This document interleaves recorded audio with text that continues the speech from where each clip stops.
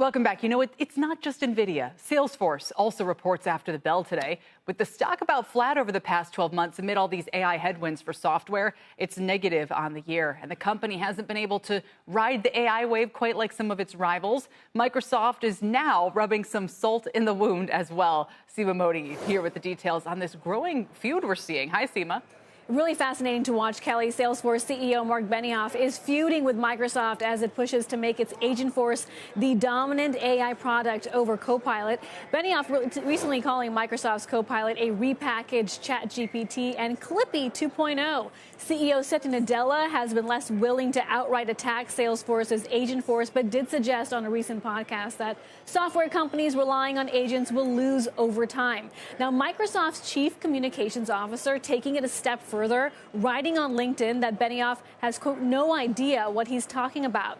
When Salesforce reports earnings tonight, Kelly, investors really want clarity on demand and the pace at which AI agents are growing. The latest channel checks from Citi suggest heavy discounting to drive adoption.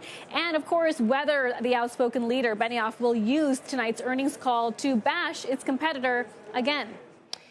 So, Seema, I think the larger backdrop here is sort of, it's less about, look, it's always fun to watch these two kind of have at it, but it's an open question right now. I mean, a lot of investors, on one side, you have people who say there's no way they're going to outright replace these software names. Software names are going to integrate AI to be more sticky with the customer than ever.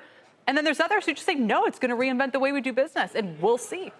Listen, the stakes are high, as you just highlighted, and I think the war of words between these two companies really highlights how competitive the artificial intelligence landscape is becoming. But also keep in mind that these two companies have history. They've competed when it comes to Salesforce's Slack, which competes with Microsoft's Teams. Even Salesforce's core customer relationship management software sort of competes with Microsoft's 365 Dynamics. So this is something is sort of seen as the next era, right, on AI. And while Copilot is different than Salesforce's Agentforce, they still have the similar objective, which is to use this cutting-edge technology to drive adoption and increase productivity. We'll see who can win in the race. And tonight, what we hear from Benioff on how receptive customers have been, that will be key to understanding what the future of this company's AI product really is. Yeah, to me, this is what makes markets fun, is figuring out who's going to figure it out.